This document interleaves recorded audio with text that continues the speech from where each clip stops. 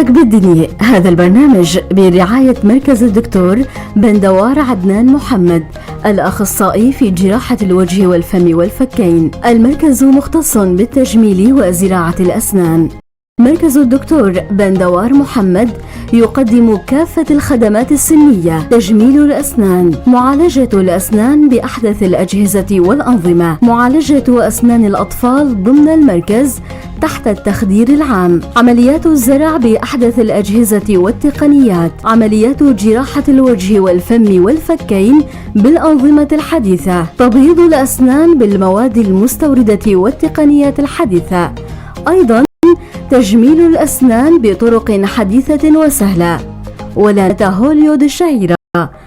مركز الدكتور بندوار عدنان محمد، قامشلو بجانب مشفى الرحمة. للحجز والاستعلام هاتف 433 226.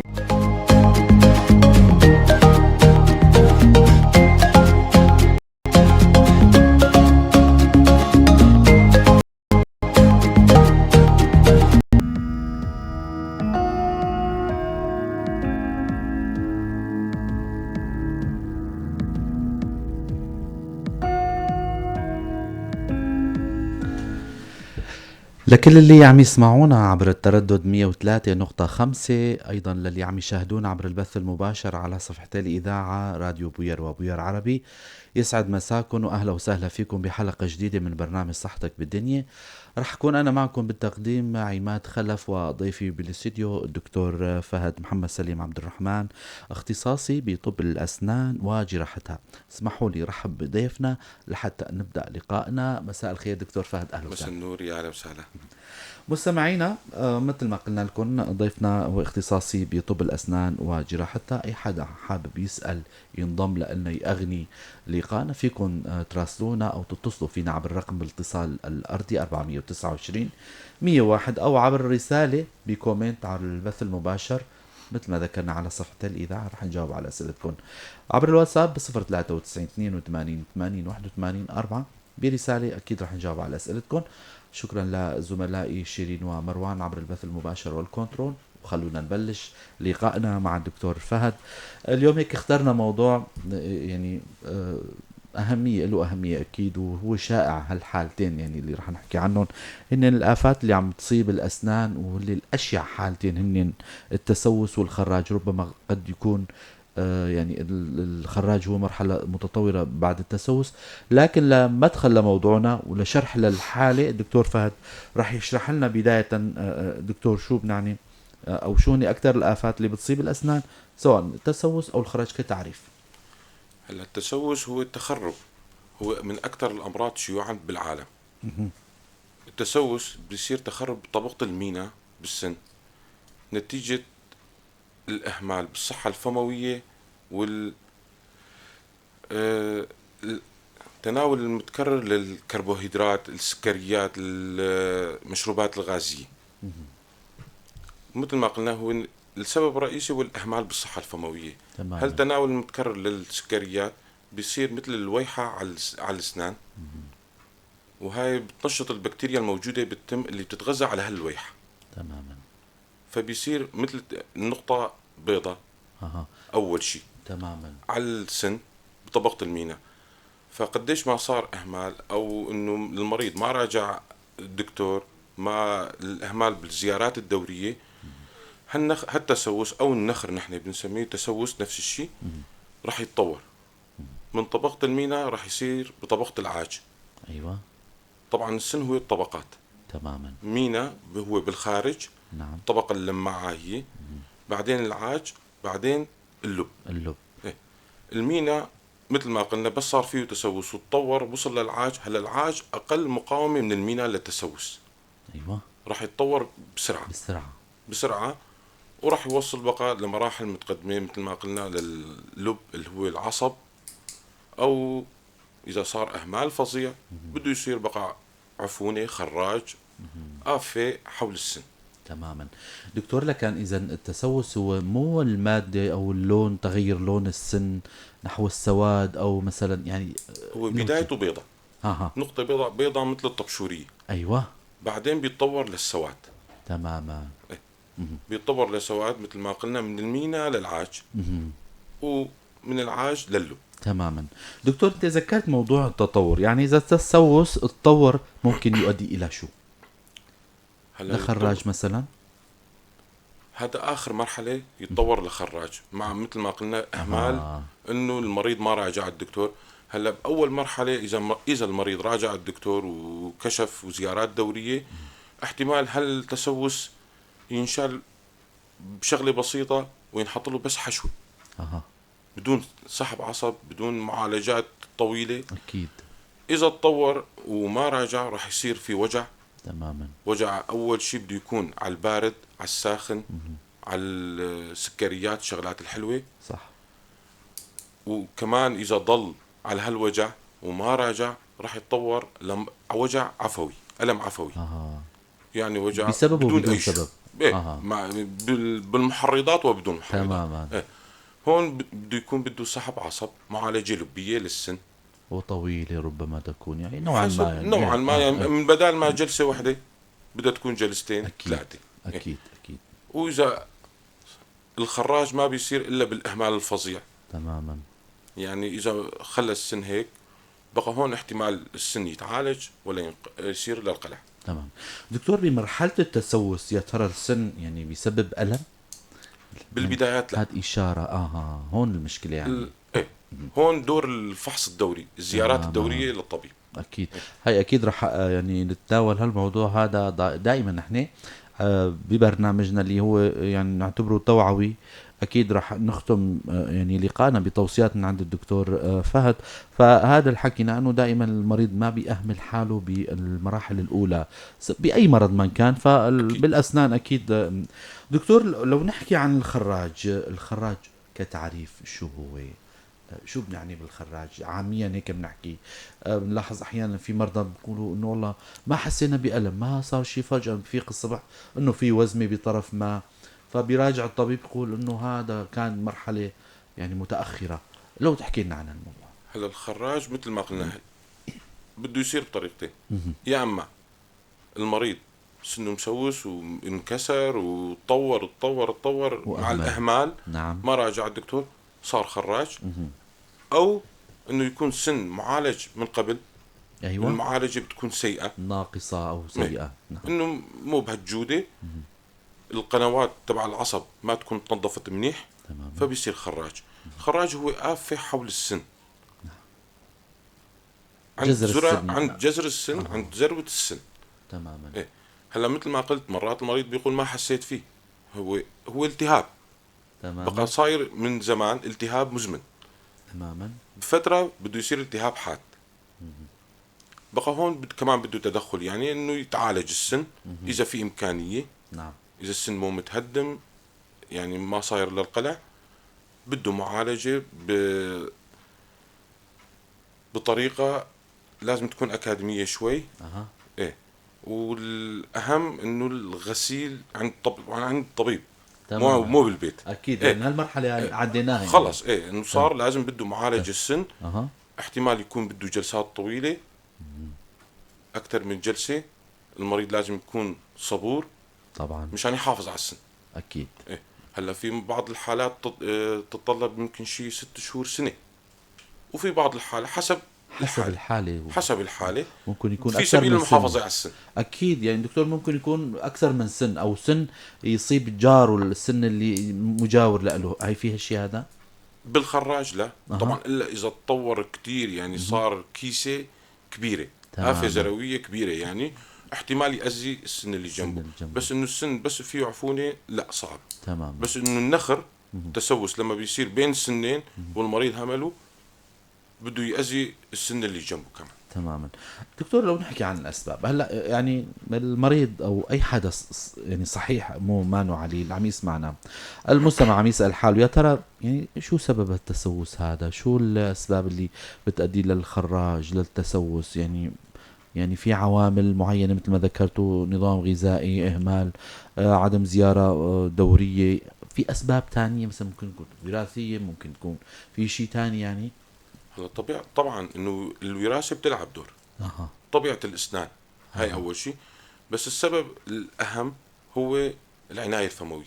ايوه عناية فموية يعني هلا لازم الواحد يفرش اسنانه صبح ومساء أقل شيء.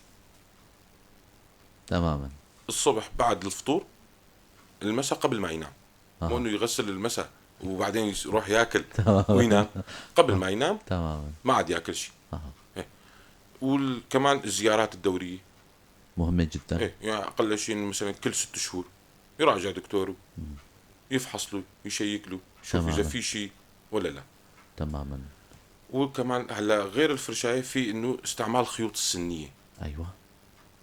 والمضامض مثلا أضعف الإيمان مضمضة مي وملح بتفيد. هلا هدول الأسباب اللي إنه بتحافظ على أسنانك قدر الإمكان. تماما. غير هيك ما في شيء. طيب الاسباب اللي بتؤدي لتشكل التسوس يعني دكتور، هي ما عدا الهمام، بتلاقي مريض انه يقول والله دكتور عم فرشي اسناني، خلينا نقول يوم بالمره مثلا، السكريات، التناول الحلويات، في اسباب معينه، مرض معين عنده نقص، مثل المراه الحامل احيانا بتصير عندها هالمشاكل هاي دكتور. هلا طبعا تناول السكريات بشكل متكرر والسكريات الخفيفة يعني مشروبات غازية. تماما. هلا مثل ما قلنا أول شيء إنه اللويحة بتتشكل خلال 20 دقيقة، وهون الجراثيم بتبلش تتغذى على هاللويحة اللي طبيعتها حمضية. إيه بقى لما بيصير في تنظيف اللويحة بتروح.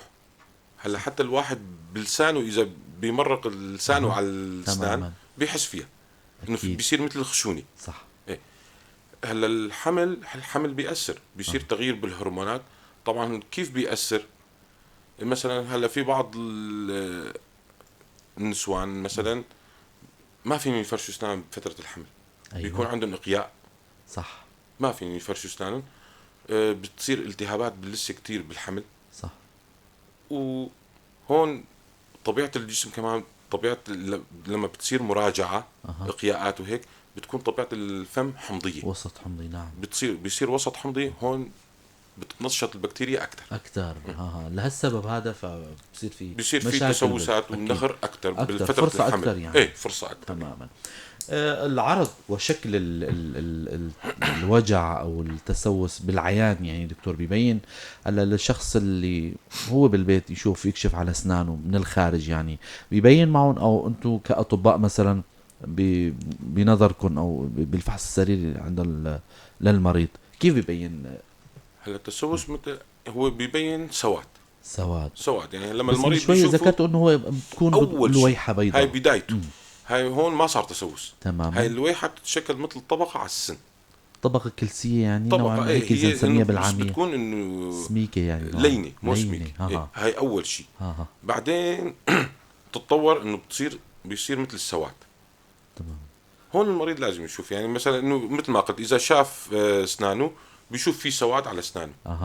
هلا العرض الثاني بيكون بقى بيصير وجع مثلا على البارد. تمام. على الساخن. أو على شيء حلو. إيه؟ بيتهيج الوجع. طبعا هالوجع ما بيكون وجع قوي يعني مثلا شرب مي صار وجع متوسط الشدة يعني. ايه انه مثل اللمعة نحن عم نقول بالعامية وبيروح مباشرة. حلو. هون يعني بده يكون في تسوس يعني. فلازم يراجع طبيبه. وطبعا اذا صار في خراج اكيد الخراج بيعلن حاله يعني بيكون في وزمه وظاهره. الخراج هو بيصير مرات انه وجع قوي كتير. حرارة احيانا. وزمه.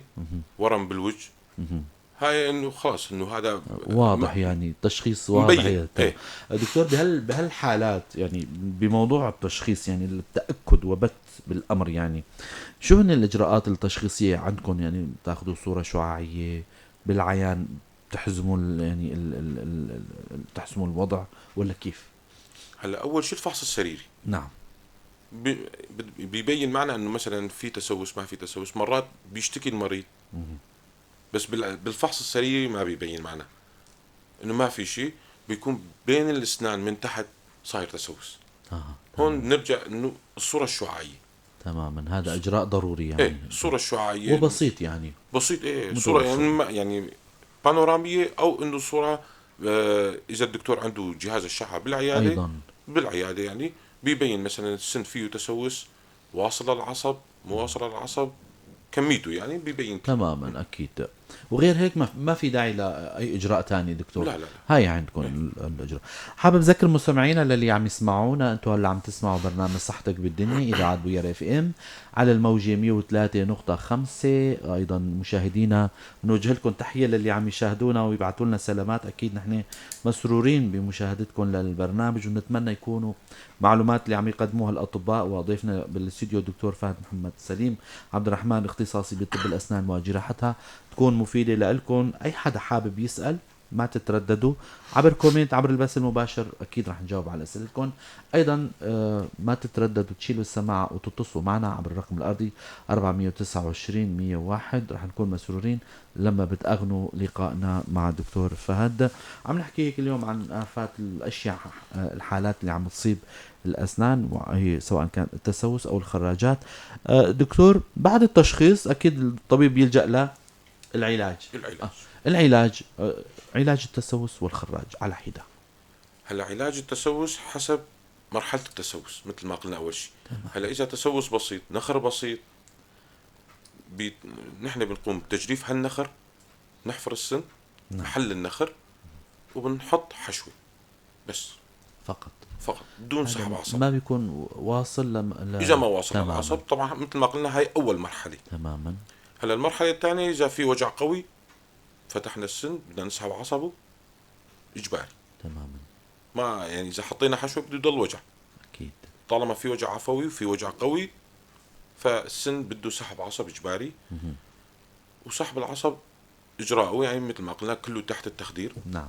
بيتخدر السن طبعا. هلا في أجهزة يعني تختصر مرحلة العلاج. يا ريت هيك لو تلمح لنا تحكينا عن هالموضوع هذا هيك مشوق بالنسبة للي عندهم فوبيا زيارة الأطباء وخوف من إبرة البنج يعني هيك تريح، والزيارات المتكررة عند طبيب الأسنان. لو تحكينا على هالمحور هذا. هلا هي إبرة التخدير كل العالم بتخاف منها أكيد. بس هي ما بتوجع. تمام. يعني هو وجع لما الواحد يشرب مي باردة أكيد وبيصير وجع أكثر من إبرة التخدير. تماما. بس هي فوبيا. بتضل هاي أول شيء إنه هو إجباري تحت التخدير يعني ما في مجال. يعني بنقوم بحفر السن فتح محل العصب مثل ما قلنا. هلا فيها أجهزة مثلا بدال مثل قبل معالجة يدوية. نعم. هلا في معالجة آلية روتري. أيوة. ما في داعي لزيارات يعني في إمكانية إنه نخلص معالجة العصب بجلسة واحدة. حلو كتير. يعني بنحدد هلا في مثلا الابيكس لوكيتر محدد الزروة هو جهاز هذا جهاز بيحدد لنا طول العصب. حلو كتير. يعني ما في داعي إحساس المريض في وجع هون ما في وجع ما في داعي لهالشيء. تماما. طبعا هذا مهم كتير. جهاز دقيق وبتعتمدوا عليه دقيق جدا. فيني أقول لك تقريبا 100%. حلو كتير. حسب المقارنة بين الأشعة وبين قراءته. أيوة. 100%. ممتاز. طبعا الأشعة كمان إذا موجودة بتساعد أكتر بالعيادة. وهلا الأهم بالمعالجة بعد هالإجراء كله إنه الغسيل سواء الغسيل طبعا عند الطبيب هو الطبيب راح يقوم تماما. فيه. نعم. إنه الغسيل بالتدريج مثلا بالهيبوكلوريد. أيوة. بعدين بالسالين مواد خاصة هي تمام. بعدين بالإيديتا.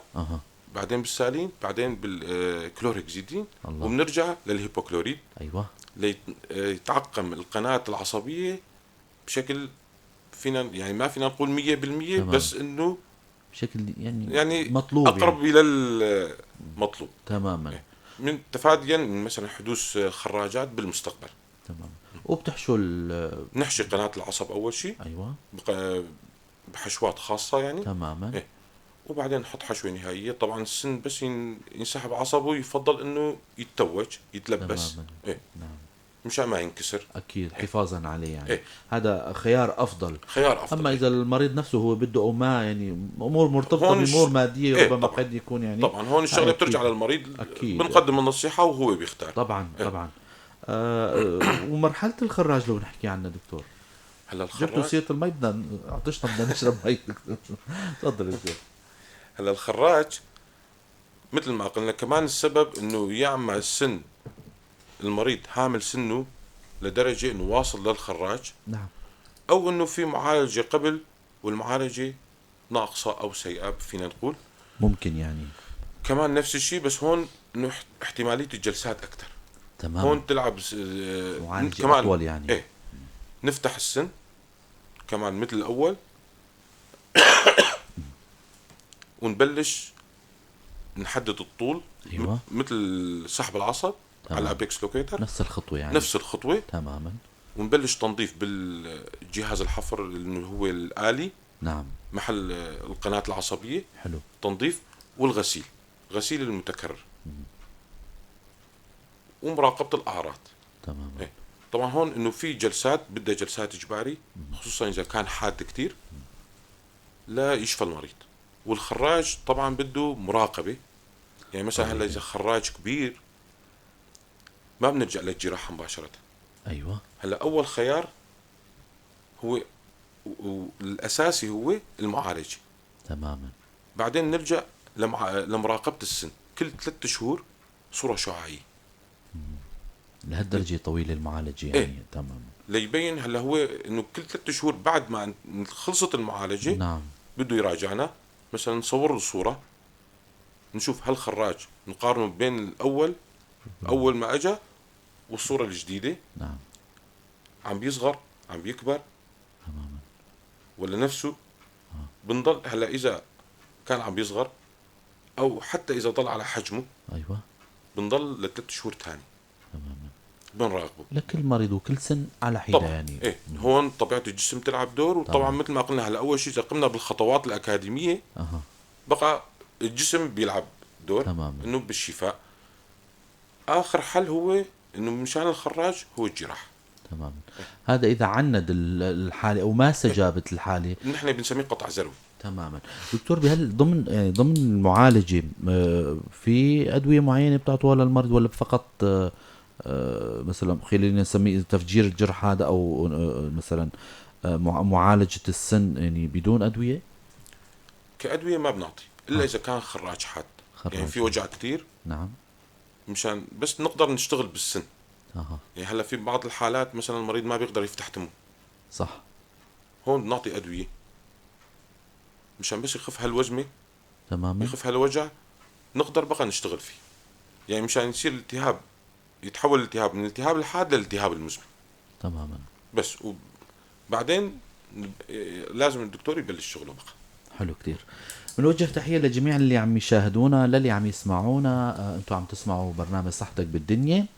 ضيفنا بالاستوديو الدكتور فهد محمد سليم عبد الرحمن، اختصاصي بالطب الأسنان وجراحتها. عم نحكي عن آفتين شائعتين، وهن المراحل ورا بعضهم، هن التسوس والخراجات أو الخراج. يعني وصلنا ل يعني تقريبا مراحل ومواضيع ومحاور مهمة كتير حكينا فيها.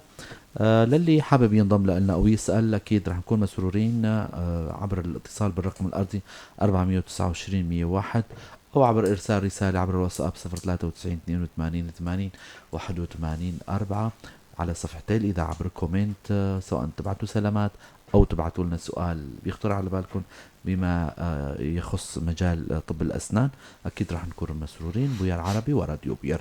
دكتور، بعد العلاج طبعا في مراجعات، موضوع المراجعات ذكرتوا أنه التسوس أقل مراجعات أو ممكن الخراج هو أطول يعني. شو بينطلب من المريض؟ شو هي الأشياء اللي بينطلب تقع على عاتق المريض بعد العلاج؟ خلصتوا العلاج، انتهى العلاج، شو المطلوب من المريض؟ هلا المطلوب منه أول شيء قبل وبعد. شو هن اللي قبل واللي بعد؟ هلا الأهم شيء العناية الفموية. مثل ما قلنا أول شيء إنه الفرشاية يفرش أسنانه. تماما.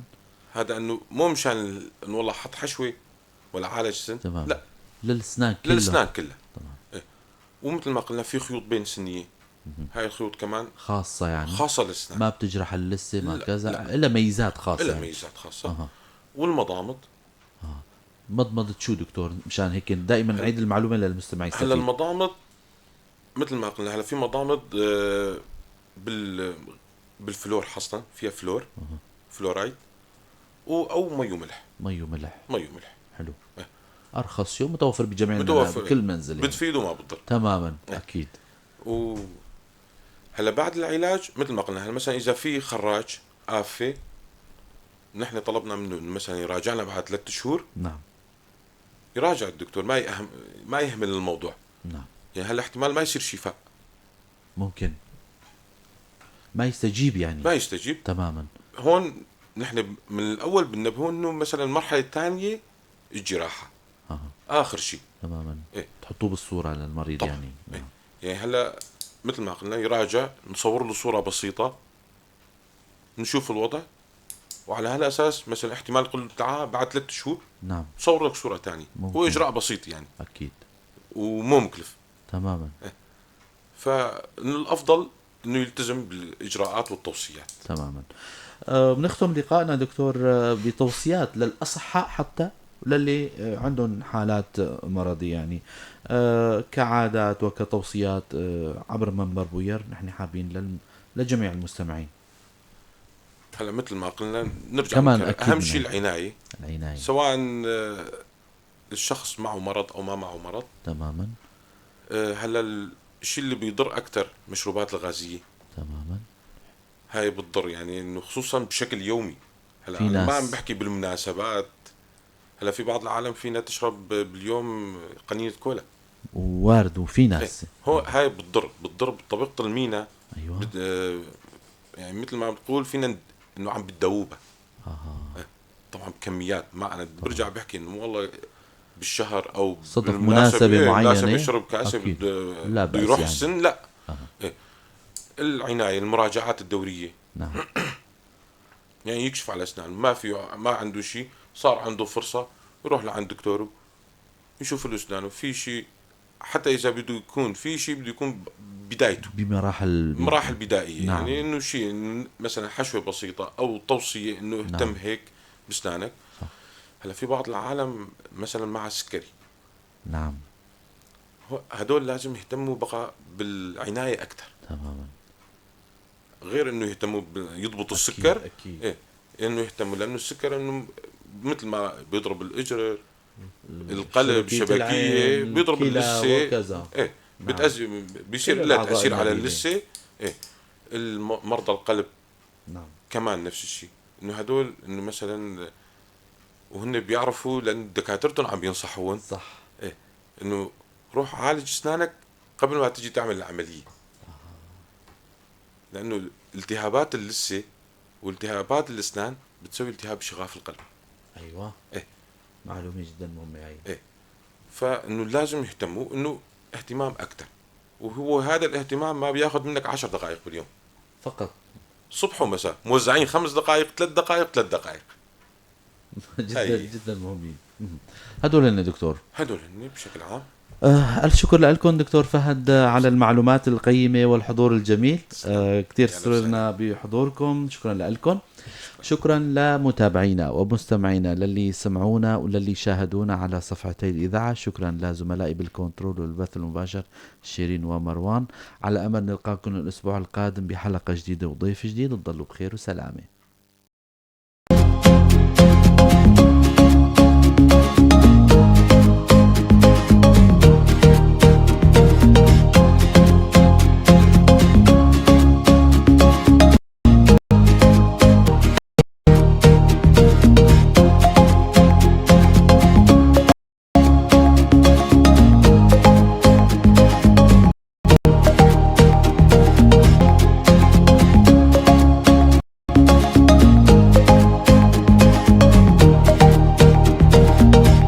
صحتك بالدنيا. هذا البرنامج برعاية مركز الدكتور بندوار عدنان محمد، الأخصائي في جراحة الوجه والفم والفكين. المركز مختص بالتجميل وزراعة الأسنان. مركز الدكتور بندوار محمد يقدم كافة الخدمات السنية: تجميل الأسنان، معالجة الأسنان بأحدث الأجهزة والأنظمة، معالجة أسنان الأطفال ضمن المركز تحت التخدير العام، عمليات الزرع بأحدث الأجهزة والتقنيات، عمليات جراحة الوجه والين بالأنظمة الحديثة، تبييض الأسنان بالمواد المستوردة والتقنيات الحديثة، أيضا تجميل الأسنان بطرق حديثة وسهلة. ولا ننسى ابتسامة هوليود الشهيرة. مركز الدكتور بندوار عدنان محمد قامشلو بجانب مشفى الرحمة. للحجز والاستعلام هاتف 433 226.